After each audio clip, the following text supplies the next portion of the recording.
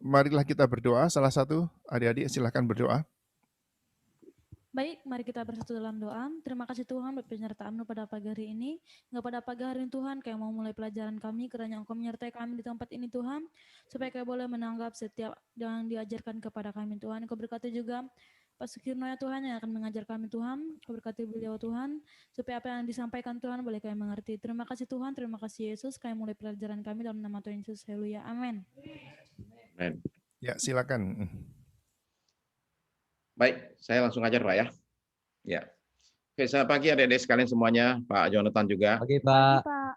Ya, Tuhan berkati kita sekalian ya. Hari ini kita mulai pelajaran kita pada hari ini tentang peran suami istri.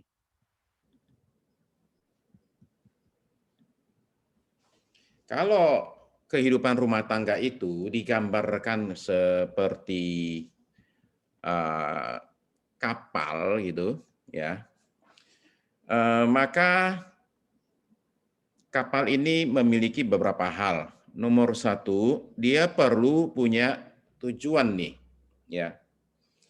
Tujuan kapal ini mau kemana nih? Jangan sampai kapal tidak ada tujuan, ya. Selain itu, kapal itu juga perlu punya motor, dia perlu punya mesin, yaitu adalah gambaran daripada yang namanya motivasi, yang menggerakkan itu apa, ya.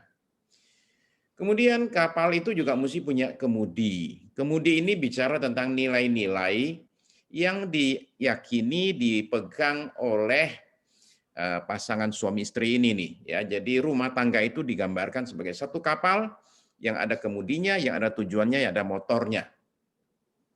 Tetapi juga penting sekali kapal itu juga mesti punya kru. Ya, dia mesti punya orang-orang yang menjalani kapal tersebut. Dalam hal ini, kalau kita bicara tentang konteks keluarga, paling tidak minimal ada 2 orang kru, yaitu suami dan istri. Ya. Nah, jadi mereka yang menjalankan yang namanya rumah tangga ini. Tapi adalah penting ketika kita bicara kru, kita menyadari bahwa kru ini adalah 2 orang yang berbeda. Berbeda apanya? Mereka ini adalah orang-orang yang berbeda. Seringkali itu nilai-nilai kehidupannya, kebiasaannya, hobinya, barangkali pendidikannya, barangkali budayanya, tradisinya pasti beda.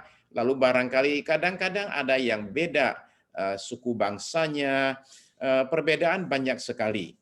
Jadi bagaimanakah mereka berdua ini bisa menjalankan, bisa membawa kapal ini menuju tujuan? Maka diperlukan komunikasi. Itu kita bahas minggu lalu. Maka diperlukanlah cara-cara kesepakatan bagaimana menyelesaikan konflik. Tapi selain itu juga diperlukan sekali kejelasan. Siapa ngurusin apa, alias fungsi. Karena kalau tidak tahu fungsinya apa, bayangkanlah seseorang naik ke kapal ini, masuk ke kapal ini, dan dia nggak tahu dia kerjanya apa. Nah, akibatnya dia bukan menjadi kru kapal. Dia di sana tidak menolong, dia malah merongrong. Atau ada dikasih tahu, tapi peranannya itu tumpang tindih. Akhirnya 2 orang mengerjakan hal yang sama, yang sebenarnya adalah yang satu memang tugasnya, satu lagi dia nggak jelas. Jadi tugasnya pasangannya pun dia kerjakan. Jadi karena itu kita memerlukan suatu kejelasan tentang peran dan fungsi tersebut. Ya, saya lanjutkan, saya punya slide. Nah, jadi karena pernikahan adalah persatuan antara 2 orang yang berbeda, maka kita perlu menyadari ini. Bahwa menurut Kejadian pasal 2 ayat 18 sampai 25 kita bahas ini waktu kita bicara soal penyelesaian konflik. Jadi tugas dan fungsinya itu juga berbeda, maka mereka diciptakannya itu juga berbeda, ya. Cara penciptaan mereka itu juga berbeda. Nah, seperti apa peran suami istri ini? Mari kita baca Efesus pasal 5 ayat 22 sampai 33. Bisakah tolong satu orang bacakan Efesus 5 ayat 22 sampai 33?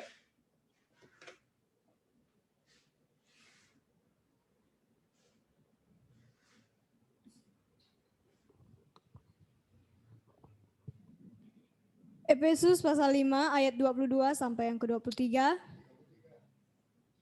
Sampai 33, perikop di atas, kasih Kristus adalah dasar hidup suami istri. 22, hai istri, tunduklah kepada suamimu seperti kepada Tuhan, karena suami adalah kepala istri sama seperti Kristus adalah kepala jemaat, dialah yang menyelamatkan tubuh. Karena itu, sebagaimana jemaat tunduk kepada Kristus, demikian jugalah istri kepada suami dalam segala sesuatu. Hai suami, kasihilah istrimu sebagaimana Kristus telah mengasihi jemaat dan telah menyerahkan dirinya baginya, untuk menguduskannya sesudah ia menyucikannya dengan memandikannya dengan air dan firman, supaya dengan demikian ia menempatkan jemaat di hadapan dirinya dengan cemerlang tanpa cacat atau kerut atau yang serupa itu. Tetapi supaya jemaat kudus dan tidak bercela.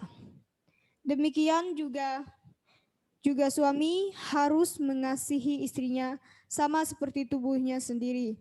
Siapa yang mengasihi istri, istrinya mengasihi dirinya sendiri. Sebab tidak pernah orang membenci tubuhnya sendiri, tetapi mengasuhnya dan merawatinya, sama seperti Kristus terhadap jemaat. Karena kita adalah anggota tubuhnya. Sebab itu, laki-laki akan meninggalkan ayahnya dan ibunya, dan bersatu dengan istrinya, sehingga keduanya itu menjadi satu daging. Rahasia ini besar, tetapi yang aku maksudkan ialah hubungan Kristus dan jemaat. Bagaimanapun juga bagi kamu masing-masing berlaku, kasihilah istrimu seperti dirimu sendiri, dan istri hendaklah menghormati suaminya. Oke, jadi jelas di sini ya. Suami adalah kepala, istri adalah tubuh, ya. Nah, ini adalah pembagian yang clear, jelas, fungsi dan peran masing-masing itu ada di situ, ya. Coba kita bicara tentang suami sebagai kepala.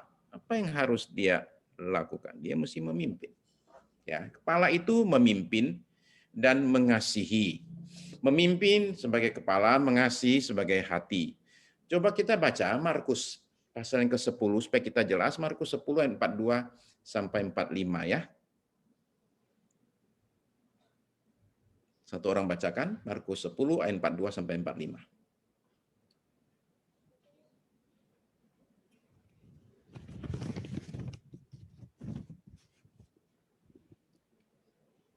Markus 10 ayat 42 sampai ayat 45.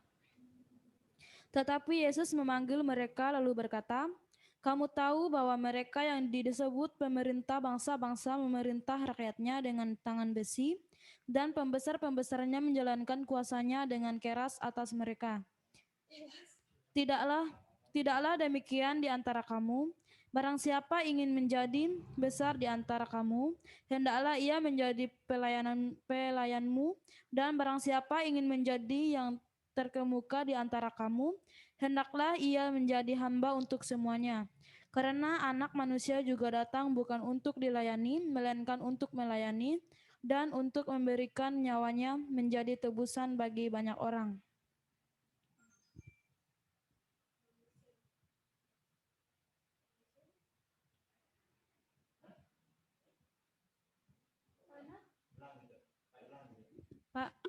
Pak Sukirnonya hilang.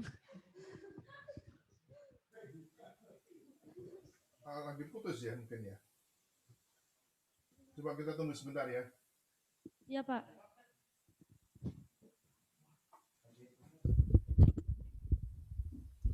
Coba kita tunggu sebentar ya Pak Sukirno ya. Iya Pak.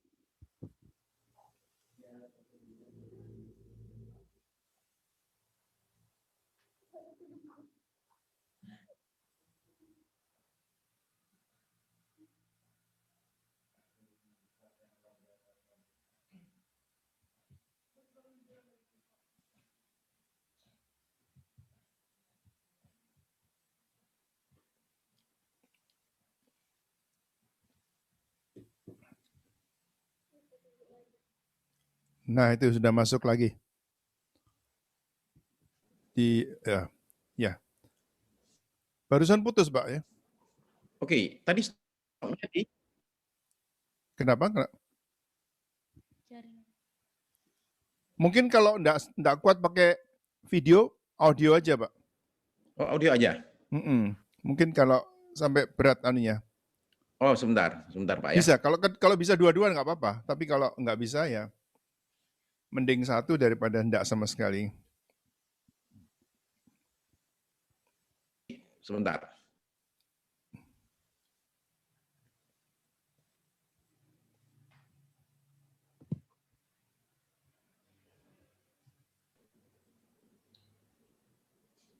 Iya. Ini kelihatannya kayak seperti freeze lagi ya.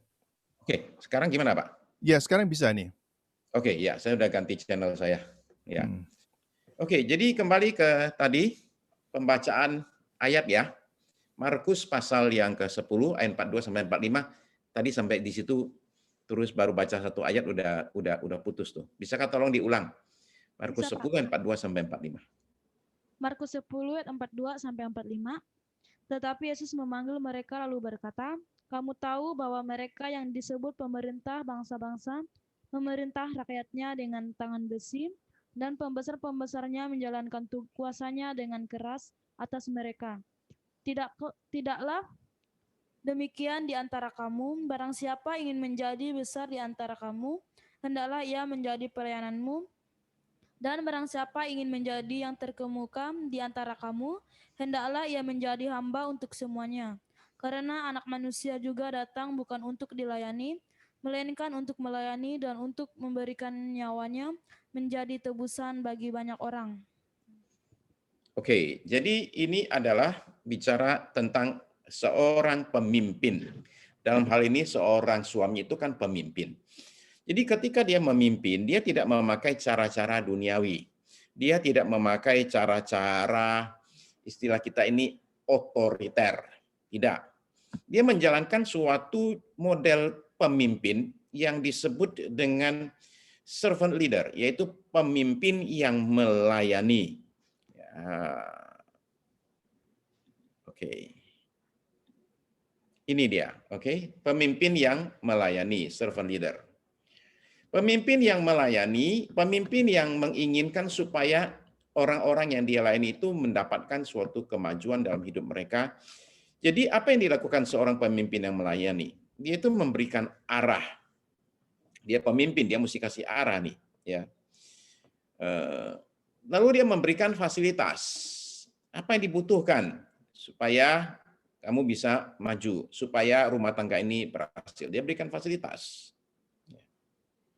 Jadi ya seperti umpama contoh dalam hal ini nafkah kehidupan, ya suaminya mesti bisa mencari nafkah, seperti itu. Ya dia berikan fasilitas, ya dia berikan sekolah buat anak dan lain sebagainya. Tapi kemudian dia memberikan teladan. Jadi dia memimpin itu tidak melulu tidak hanya kata-kata. Dia memimpin itu juga dengan memberikan teladan. Tidak hanya main tunjuk-tunjuk. Jadi apa yang perlu dikerjakan itu dia melakukannya tanpa dia menuntut orang lain dulu. Jadi ini pemimpin yang tidak menuntut. Seorang pemimpin yang memberikan teladan kepada orang-orang yang dia pimpin, ya. Itu adalah seorang pemimpin yang melayani, ya. Servant leader. Ya. Itu melayani memimpin dengan kepala, ya, dia seorang servant leader. Lalu kemudian yang kedua adalah dia itu adalah seorang pemimpin yang mengasihi. Kolose pasal 3:19, coba kita baca. Satu orang bacakan.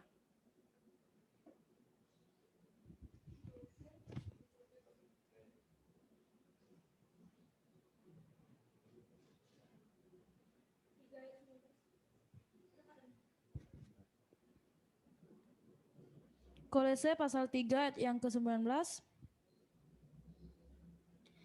Kesudahan mereka ialah kebinasaan. Tuhan mereka Bukan ya. Kesudahan mereka ialah kebinasaan. Bentar, Tuhan mereka ini ialah saya keliru ya. Sebentar ya. Kolose pasal 3:19. Apakah saya keliru kasih ayat kali? Bentar ya. Ya, Pak. Bisa ke situ ya. Benar Pak, Kolose 3:19. Nah, itu peran suami istri. Sebentar, saya punya ini ada masalah.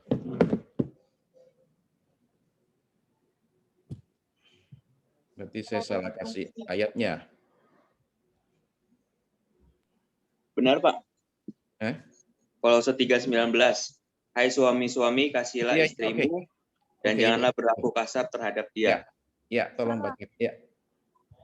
Saya yang salah baca, Pak. Oh, pantes. Saya pikir saya salah kutip. Oke, ya tolong dibacakan yang tepat, yang benar. Kolose pasal 3 ayat 19. Hai suami-suami, kasihilah istrimu dan janganlah berlaku kasar terhadap dia. Oke, jadi ini pemimpin yang mengasihi dan dia jangan berlaku kasar terhadap istrinya itu ya.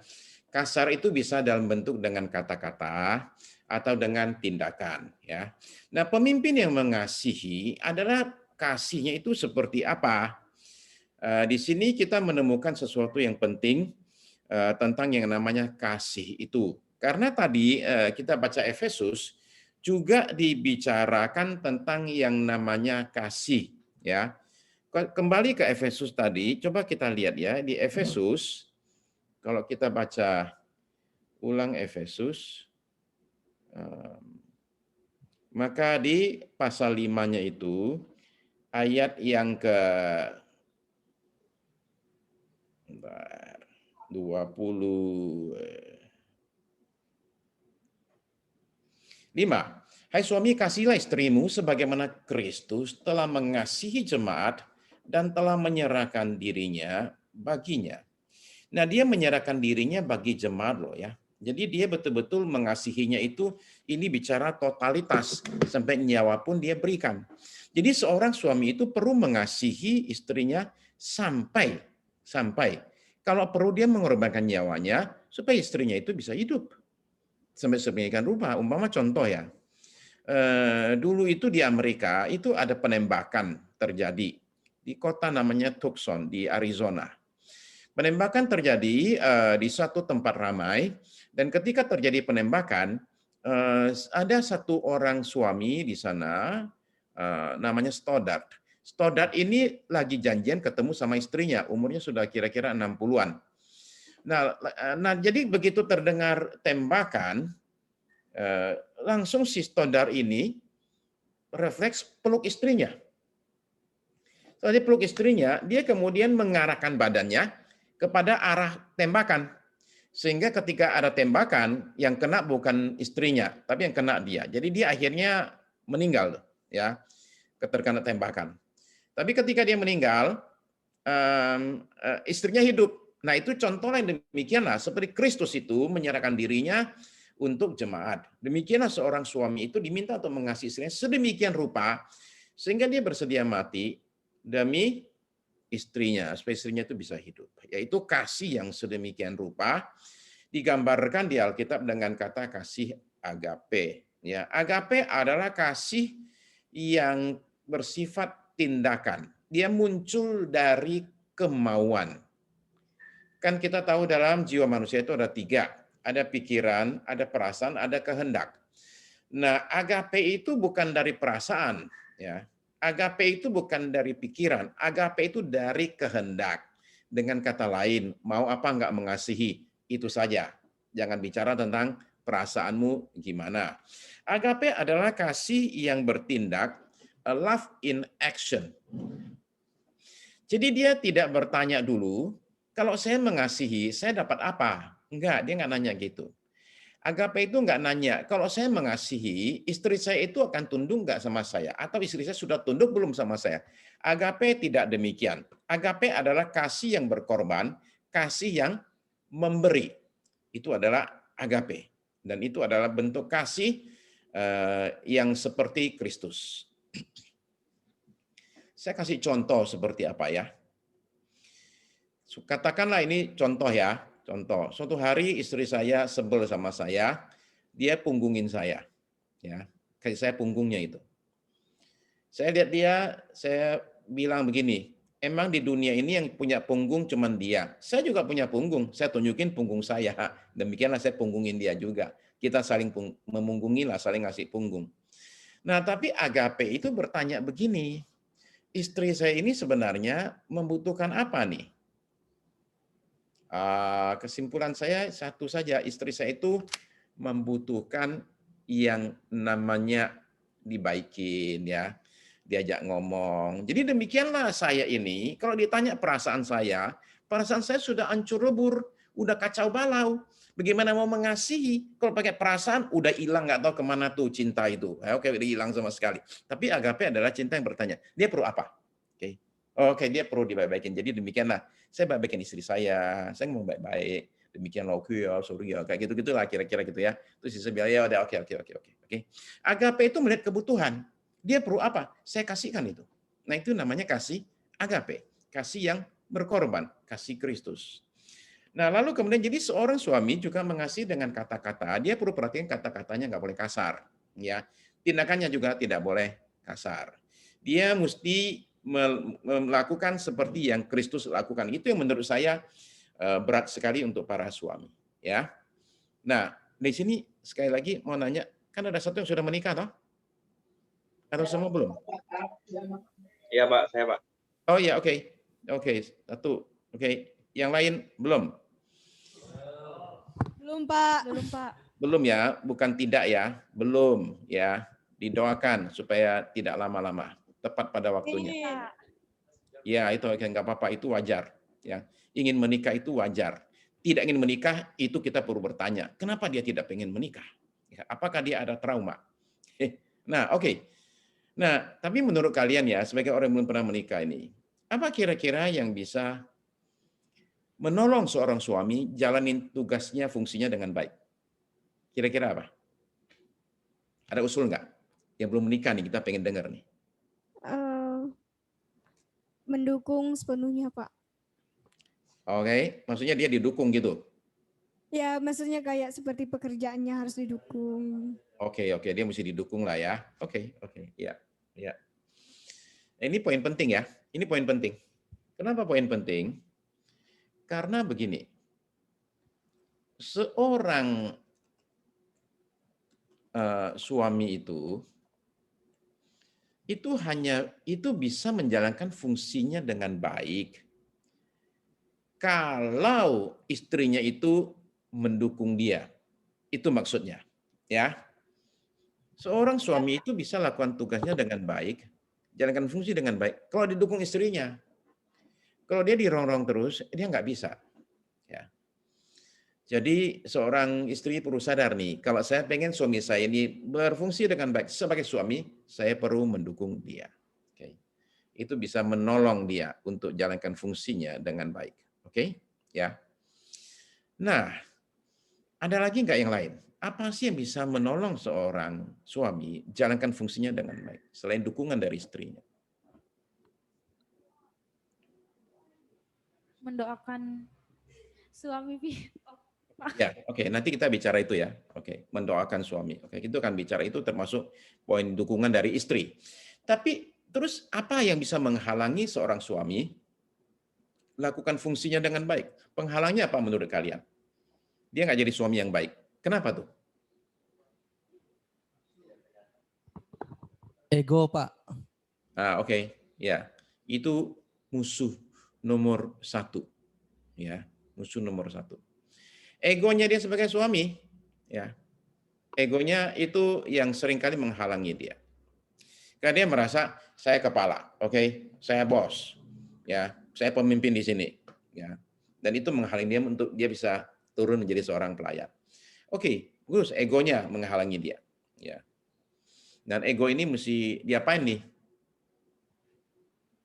Egonya seorang suami ini mesti diapain ya? Harus diubah. Itu mesti dibunuh itu, ya. Disalibkan, Pak. Ya disalibkan, itu betul. Istilahnya yang rohani itu disalibkan. Ya. Dia mesti disalibkan setiap hari. Ya. Karena itu akan sering sekali muncul. Ya, ego itu. Bentuk ego itu seperti apa sih? Contoh ya. Contoh. Tidak boleh dikritik ya. Tidak boleh ditanyain ya. Kayak seperti itulah ya. Jadi akhirnya seorang yang egois menjadi seorang diktator. Dia susah mengasihi istrinya. Oke. Ada apa lagi nggak yang bisa menghalangi seorang suami jalanin fungsi dengan baik selain ego tadi itu?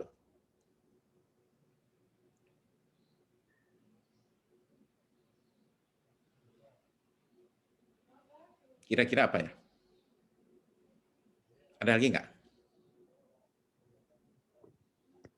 Kebiasaan dosa, Pak. Eh? Kebiasaan dosa. Kebiasaan dosa. Oke, kebiasaan dosa. Ya, kebiasaan dosa ya benar itu. Kebiasaan dosa membuat dia susah berfungsi dengan baik. Iya, ya, kebiasaan dosa. Ada orang tertentu itu punya kebiasaan dosa sebelum dia menikah. Ketika dia menikah itu berlangsung terus-menerus, ya. Dulu itu saya pernah konseling pasangan suami istri yang istrinya itu punya secara fisik itu nilainya hampir 10 ya, hampir sempurna lah ya. Tapi suaminya itu sama sekali tidak tertarik dengan istrinya. Saya heran sekali. Sampai saya waktu itu pegang itu, saya bilang saya pegang apa namanya majalah. Saya bilang saya mau keprukin kepalamu, saya bilang sama suaminya. Ya, ternyata dia punya sesuatu yang membuat dia nggak bisa jalanin fungsinya. Simpel sekali. Dia bilang dari muda, Pak. Saya ini kebiasaan mengejar-ngejar wanita, playboy. Habis dapat, ya udah gitu loh. Nah sekarang istrinya itu dia kejar-kejar. Setelah dapat ya udah, proyeknya selesai udah. Jadi dia sudah nggak ada minat sama istrinya. Bayangkan demikian. Ya kebiasaan dari muda. Bisa oke. Ada lagi nggak menurut kalian?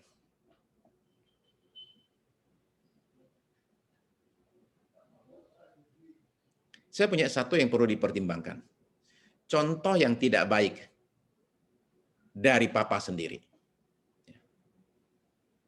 Itu kalau papanya itu memberikan teladan tidak bagus, kita ini kan belajar jadi suami, jadi istri itu kan belajar dari orang tua kita. Ada sekolahnya itu, ya. Sekolahnya ya sama orang tua kita. Kita lihat gimana caranya papa kita perlakukan mama. Lama-lama itu masuk itu karena tiap hari itu contoh teladan masuk. Ya. Dulu ada orang datang ke saya minta tolong karena dipukul oleh suaminya, ya. Dan dipukulnya bukan cuma sekali, berkali-kali selama bertahun-tahun. Istrinya nanya sama saya, dia mesti ngapain? Saya bilang, saya ada usul ibu belajar karate aja. Ya, itu usul saya. Ya, belajar karate aja. Dia bilang, janganlah Pak. Kenapa? Suami saya ban hitam Pak. Oke, oh ban hitam. Waduh, sudah maju. Kalau gitu jangan, kita cari jalan lain. Kelamaan itu. Oke. Saya bilang, saya usul, lapor ya sama mertua. Saya bilang gitu. Loh, mertua saya tahu, Pak. Waktu saya dipukul itu, mertua saya minyakin badan saya, katanya mama mertuanya minyakin badannya, nggak bisa sampai nggak bisa jalan, si istrinya dipukulin itu. Saya diminyakin sama ibu mertua saya, Pak. Terus ibu mertua saya bilang begini sama saya, kamu sabar ya. Saya bilang sama dia, Ma, gimana mau sabar Pak? Digebukin macam begini. Kamu baru segini. Loh saya aja udah umur 60 tahun aja masih dipukulin sama papanya. Oh rupanya begitu. Jadi dia lihat papanya itu mukulin mamanya. Kesimpulan dia cuma satu. Beginilah cara seorang suami perlakukan istrinya. Nah masalahnya sekarang ini nih. Si suami ini pukul istrinya di depan anak-anak. Ah, ini bakal nurun lagi nih. Nanti anaknya punya istri, dia juga pukul istrinya. Kenapa? Karena papa saya begini sama mama saya, opa saya begini sama oma. Itulah, jadilah demikian. Jadi itu ada contoh yang tidak bagus, ya. Itu bisa membuat seseorang itu jadi seperti demikian, ya. Nah, next, mari kita lihat yang berikut ya. Yang berikut adalah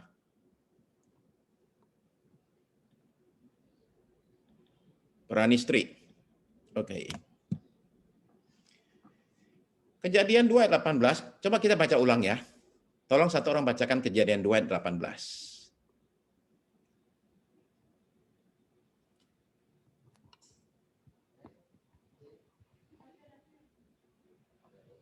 Kejadian 2 ayat 18. Tuhan Allah berfirman, tidak baik kalau manusia itu seorang diri saja. Aku akan menjadikan penolong baginya yang sepadan dengan dia. Oke, jadi seorang istri itu sebagai tubuh, dia itu lakukan dua hal. Dia mesti menolong dan dia mesti melengkapi. Menolong di sini termasuk juga mendukung, ya. Nah, seperti apa wujudnya itu ketika dia diminta oleh Alkitab untuk menjadi penolong yang sepadan? Beberapa hal yang saya usulkan adalah begini. Nomor satu, seorang istri itu mesti mendoakan suaminya. Itu peran dia pertama-tama, mendoakan suaminya. Ya. Yang kedua, dia mesti bisa menghibur suaminya ketika suaminya lagi down, ya, kena masalah, ada persoalan, lagi stres, alami kegagalan. Di situ si istrinya itu mesti memberikan dukungan, ya. Saya kasih contoh ya begini. Oke. Itu ada di Amerika Serikat, satu orang namanya Nathaniel Hawthorne. Nathaniel Hawthorne ini kerja di kantor pos, ya. Kemudian kerja bertahun-tahun. Suatu hari dia pulang ke rumah, cerita sama istrinya, diberhentiin kerjaannya itu, ya, berhenti kerja. Dalam keadaan demikian, dia pulang dalam keadaan terpuruk. Apa yang istrinya lakukan kepada dia? Beberapa istri mungkin akan marah-marahin dia. Dasar kamu sih, males kali kamu atau apa gitulah. Enggak, istrinya itu justru ngambil setumpuk kertas sama ballpoint, ya, dan bilang begini sama dia. Nih, kamu kan dari dulu punya cita-cita, pengen jadi penulis buku. Berarti sekarang kamu ada kesempatan nulis buku. Ini kertas nih, sama ballpoint. Tulislah buku. Nathaniel Hawthorne menjadi salah satu penulis paling top di Amerika Serikat pada zamannya. Karena apa? Dukungan istrinya yang menguatkan dia. Ya. Nah, itu contoh dukungan. Lalu kemudian saya ada tulis di sana, yaitu seorang istri itu mengisi kekurangan suaminya. Ya, suami itu pasti ada kekurangan ya. Nah, ini poin saya yang terakhir nih, mengisi kekurangan suami. Contohnya itu seperti apa? Contohnya adalah begini, ya. Suaminya ini nggak mungkin bisa kerja semua. Ya, ada bagian tertentu yang pasti si suami ini nggak sanggup lakukan. Nah, si istri ini yang harus mengisi kekurangan suaminya itu. Contohlah ngurus anak-anak ya. Nah, itu adalah hal-hal yang suaminya nggak akan bisa lakukan dengan baik. Ya, karena itu istri mengisi kekurangan suami. Ya, mengisi kekurangan suami. Oke. Nah, tapi begini, Alkitab itu bicara tentang tunduk. Dan itu adalah sesuatu yang menjadi suatu istilahnya adalah pergumulan seorang istri. Ya. Hai istri, tunduklah kepada suamimu. Bagaimana caranya supaya dia bisa tunduk dengan baik? Karena kalau orang dengar kata tunduk, orang udah antipati duluan. Mau saya disuruh tunduk sama suami, bagaimana sih? Coba kita baca ya Alkitab ya. 1 Petrus pasal yang kedua. Kita mulai dari ayat yang ke-13.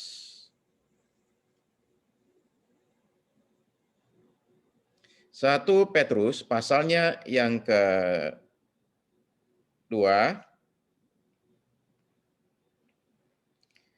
ayat yang ke-12, ayat yang ke-13. Bentar ya. Ya, kalau sudah ketemu dibacakan. 1 Petrus pasal 2 yang ke-13. Tunduklah karena Allah kepada semua lembaga manusia, baik kepada raja sebagai pemegang kekuasaannya yang tertinggi. Oke, sampai situ ya. Tunduklah kepada siapa? Kepada raja. Artinya ini adalah warga negara tunduk sama pemerintah. Oke, baca lagi ayat 18. Ayat 18. Hai kamu hamba-hamba, tunduklah dengan penuh ketakutan kepada Tuanmu, bukan saja kepada yang baik dan pemarah, tetapi juga kepada yang bengis. Oke, ini adalah bicara tempat kerja. Bawahan tunduk kepada atasan. Jadi kita ada lihat dua ya. Pertama, warga negara tunduk kepada pemerintah.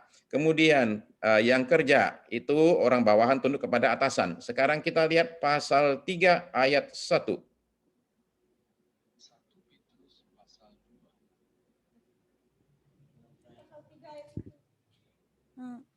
Pasal 3 ayat 1, demikian juga kamu, hai istri-istri, tunduklah kepada suamimu, supaya jika ada di antara mereka yang tidak taat kepada firman Mereka juga tanpa perkataan dimenangkan oleh kelakuan istrinya. Oke, ya. Jadi ini rumah tangga nih, yaitu seorang istri tunduk kepada suaminya, ya. Nah, lalu kemudian sekarang bacalah di 1 Petrus pasal 5 ayat yang ke-5.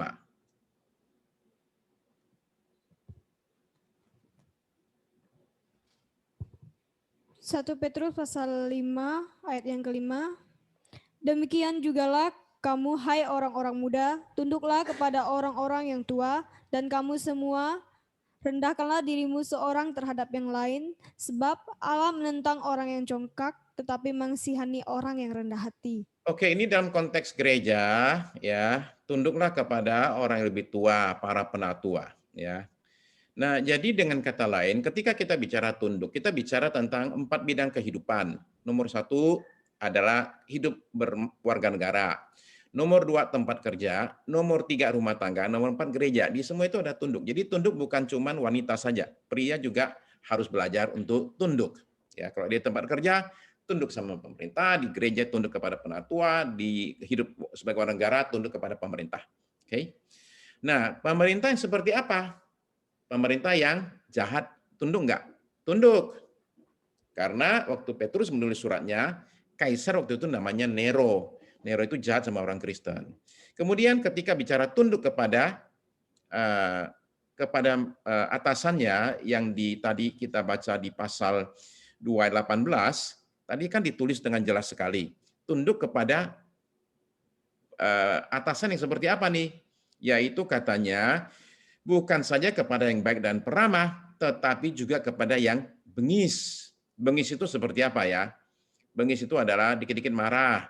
Kalau marahnya, waduh, bukan main. Bengis itu adalah gajinya suka dipotong. Bengis itu adalah kalau lembur nggak dibayar tambah. Oke, nah itulah yang bengis itu. Yang demikian kita disuruh tunduk. Lalu kemudian pasal 3 ayat 1. Istri tunduk kepada suami. Suami seperti apa? Suami yang tidak taat kepada firman. Ya. Jadi itu tuntutan kepada istri. Sekalipun suami tidak taat firman, jangan bilang gini, karena yang nggak taat firman saya nggak mau tunduk. Kalau dia taat firman saya baru mau tunduk. Enggak demikian. Kepada yang tidak taat firman sekalipun disuruh tunduk. Ya. Nah, lalu kemudian dikasih contoh. Contohnya itu di 1 Petrus 3 ayat yang ke-5 dan ayat yang ke-6. Tolong dibacakan 5 dan 6.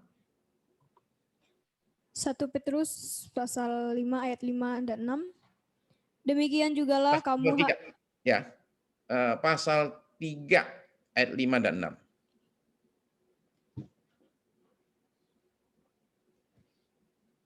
Ayat yang kelima, sebab demikianlah caranya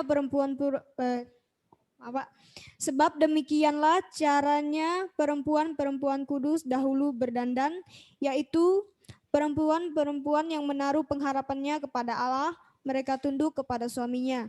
Sama seperti Sarah taat kepada Abraham dan menamai dia tuannya. Dan kamu adalah anak-anaknya jika kamu berbuat baik dan tidak takut akan ancaman. Oke, kata Darul kasih contoh perempuan dahulu itu tunduk kepada suami mereka. Contohnya siapa? Sarah tunduk kepada Abraham. Nah, ini adalah contoh yang sangat amat ekstrim. Kenapa ekstrim? Karena si Sarah ini, Abraham ini, ada 2 kali dia itu tanda kutip menjual istrinya. Ya, tanda kutip ya. Waktu masuk Mesir, dia bilang sama istrinya, kita jangan ngaku suami istri ya, ngaku aja saudara ya. Kenapa? Karena kamu ini cantik, nanti kamu diambil orang, kalau aku dibilang suaminya, aku bisa dibunuh nih. Kita ngaku saudara aja. Itu dia ulang ketika dia masuk ke negeri Abimelek. Jadi demikianlah suami seperti demikian. Tapi kata Alkitab, Sarah itu taat kepada Abraham dan menamai dia tuannya. Ya. Nah, itu seperti demikian. Ya. Jadi apakah itu gampang? Sama sekali tidak gampang. Nah, supaya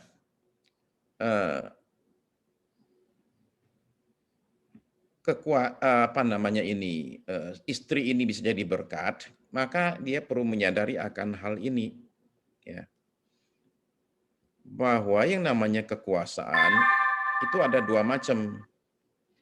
Ya. Satu, kekuasaan melalui posisi. Dua, kekuasaan melalui pengaruh. Seperti apa itu? Saya kasih contoh ya. Beberapa orang tuh punya kekuasaan karena mereka menduduki posisi kekuasaan. Contoh, presiden itu berkuasa. Kenapa? Karena dia presiden. Kita tunduk sama dia.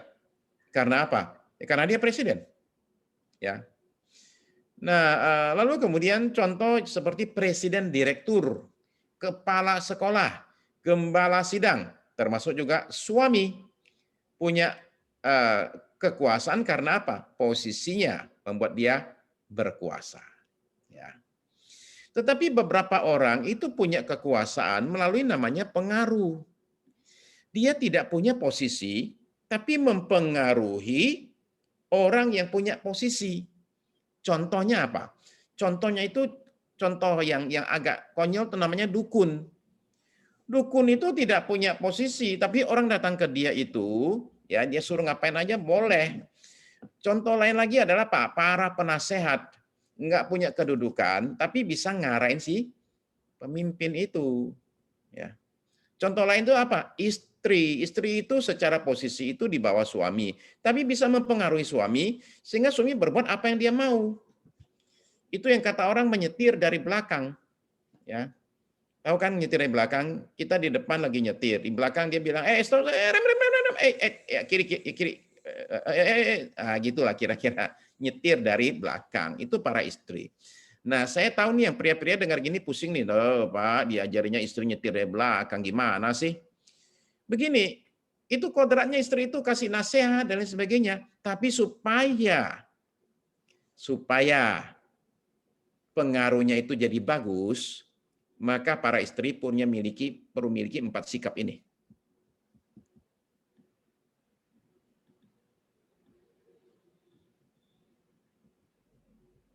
Oke, ini dia, oke? Nah, ini perlu dicatat. 4 sikap supaya pengaruhnya bisa bagus, efektif. 1, istri perlu punya sikap hormat. Dia tahu bahwa Allah bekerja lewat otoritas. Dia perlu tahu itu. Jadi bisa hormat. Ya. Nomor 2, dia perlu punya sikap bersyukur. Dia bisa melihat maksud Allah dalam segala sesuatu, maka dia bisa bersyukur. Allah turut bekerja dalam segala perkara. Nomor 3, si istrinya perlu punya sikap melayani. Dia pengen membuat orang lain berhasil. Dalam hal ini suaminya. Ya. Nomor 4, dia perlu punya sikap tenteram. Orangnya itu tenang. Orangnya itu damai. Ya. Kenapa bisa timbul demikian? Karena dia percaya bahwa Allah berkuasa.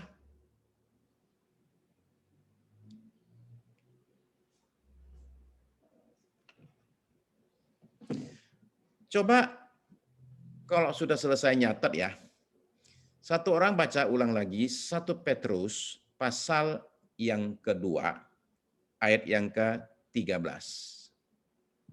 Baca 3 kata pertama ya. 3 kata pertama. 1 Petrus 2 ayat yang ke-13. Tunduklah karena Allah kepada sampai di situ. Ya, tunduklah karena apa? Karena Allah. Iya, jadi saya tunduk kepada pemerintah yang bengis. Saya tunduk kepada atasan yang bengis. Saya tunduk kepada suami yang tidak taat firman. Karena apa? Karena Allah, itu saja. Ya. Jadi ini adalah sikap percaya bahwa Allah itu bisa melakukan apa yang perlu dilakukan terhadap pemerintah saya, terhadap atasan saya, terhadap suami saya. Ya, begitu. Oke. Kira-kira menurut kalian, apa penghalang atau penolong seorang istrinya lakukan fungsinya dengan baik? Menurut kalian apa?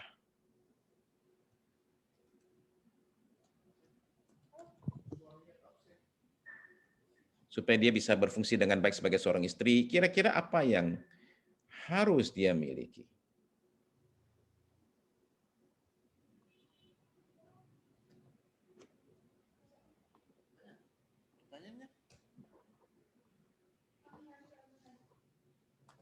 Agar istrinya bisa efektif. Gimana? Apa pertanyaannya, Pak? Apa penghalang, apa hal yang bisa menolong seorang istri menjalankan fungsinya dengan baik? Apa yang bisa menolong dia, kira-kira? Menghargai, Pak. Oke, dia mesti menghargai. Siapa yang dihargai? Istrinya, menghargai istrinya. Oh, si suaminya maksudnya ya? Iya. Suaminya mesti menghargai istrinya? Iya. Oke. Ya, suami mesti menghargai istrinya. Itu bisa menolong si istri biar jadi lebih baik. Oke, ada lagi nggak? Selain bahwa dia mesti dihargai, ya. Ada lagi nggak? Ngomongnya harus lemah lembut, Pak. Istrinya ngomong harus lemah lembut. Oke, ya. Jadi ini padanan dengan yang tadi ya, karena suaminya juga katanya kata-kata jangan kasar. Istri ngomong mesti lemah lembut. Oke, ya. Beberapa orang susah tuh, kebiasaan dari rumahnya dari kecil tuh, ya. Ngomongnya dar-der-dor, ya. Apalagi yang bisa menolong seorang istri jalankan fungsinya dengan baik. Karena kalau dia ngomongnya lembut, mungkin bisa diterima oleh suaminya. Oke. Jangan berdebat. Jangan debat ya. Oke, ya. Belajar ngalah ya. Kira-kira Ya. gitu ya. Oke, belajar ngalah. Oke, itu kita belajar itu waktu kita bicara tentang penyelesaian konflik ya. Kita bilang dalam hal tertentu ngalah aja. Oke, jangan banyak ribut. Oke, ya. Ini ada catatan di Amsal ya. Oke, ada lagi? Siapa lagi? Sifat, Pak. Sifatnya seperti apa tuh? Ya, misalnya istrinya cuek, gimana yang membuat suaminya enggak. Oh, istrinya cuek gitu ya.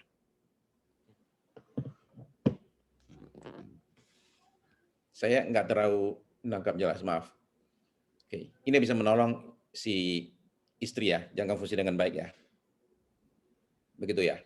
Ya, Pak, sifatnya gimana gitu? Apakah dia rajin Oke. atau Oke. Berarti dia mesti baca Amsal 31 lah ya. iya, Pak.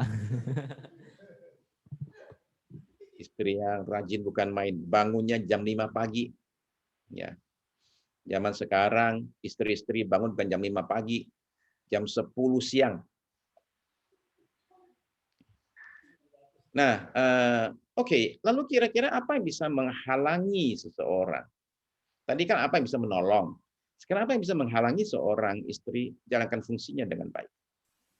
Menurut kalian? Pak Sukirno. Ya.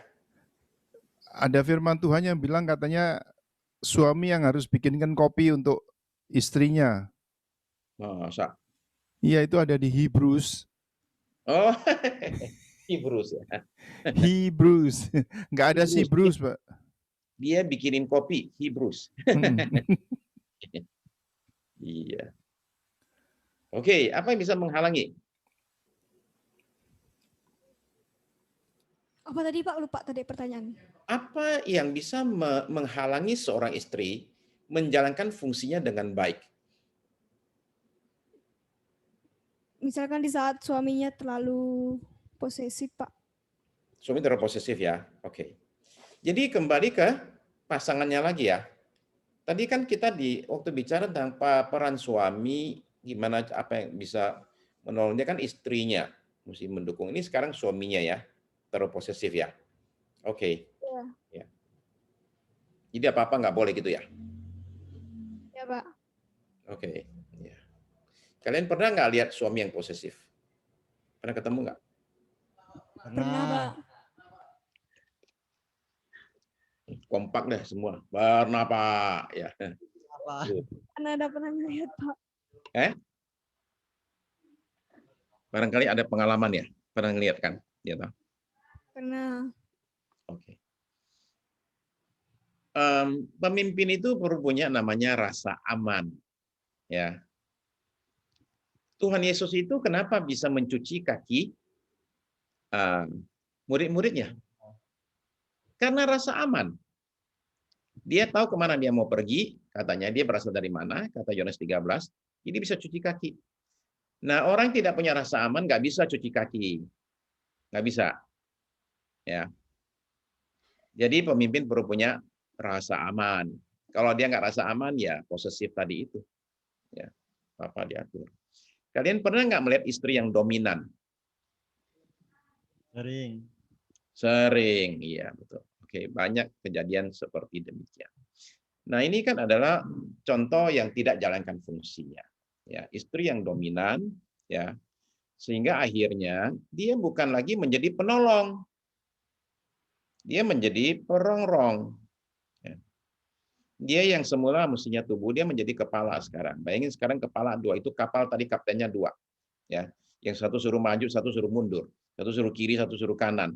Gimana itu kapal itu sendiri juga bingung tuh. Dia mau ikut yang mana itu? Ya.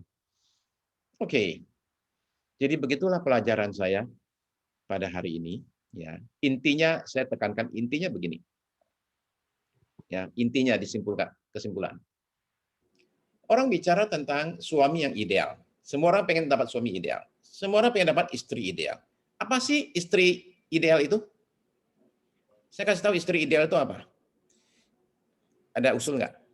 Seperti yang ada di Amsal 31, Pak. Iya, ya itu. Kalau suami yang ideal, begini ya, saya kasih definisi saya. Istri yang ideal adalah istri yang punya suami ideal. Suami ideal adalah suami yang punya istri ideal. Maksudnya apa tuh? Maksudnya begini. Kita ini mesti mulai dengan diri sendiri. Kalau saya pengen punya suami yang ideal, saya pertama-tama jadi istri yang ideal dulu. Kalau saya pengen punya istri ideal, saya pertama-tama harus jadi suami yang ideal dulu. Maksudnya, kalau kita bicara fungsi dan peran, mulailah dengan diri sendiri. Jangan mikir istri saya mesti gini, suami saya mesti begini. Enggak boleh. Mulailah dengan dirimu sendiri. Lakukan peranmu, lakukan tugasmu. That's it. Itu saja. Ya. Begitu pelajaran hari ini ya. Thank you buat perhatiannya. Wah, terima kasih Pak. Banyak Sama-sama. hal-hal yang sangat bermanfaat bagi kehidupan keluarga ini, Pak. Ya. Meskipun diulang-ulang seringkali itu belajarnya seumur hidup ya, Pak. Setuju Pak, seumur hidup itu. Ya, betul-betul Akhirnya. seumur hidup ya. Ya. Ya, terima kasih untuk Pak Suskirno yang telah mau mengajar dengan setia. Adik-adik silahkan berdoa, kita akhiri pertemuan kita malam ini. Baik, mari kita satu dalam doa. Tuhan Allah Bapa kami, terima kasih Tuhan atas penyertaan-Mu Tuhan.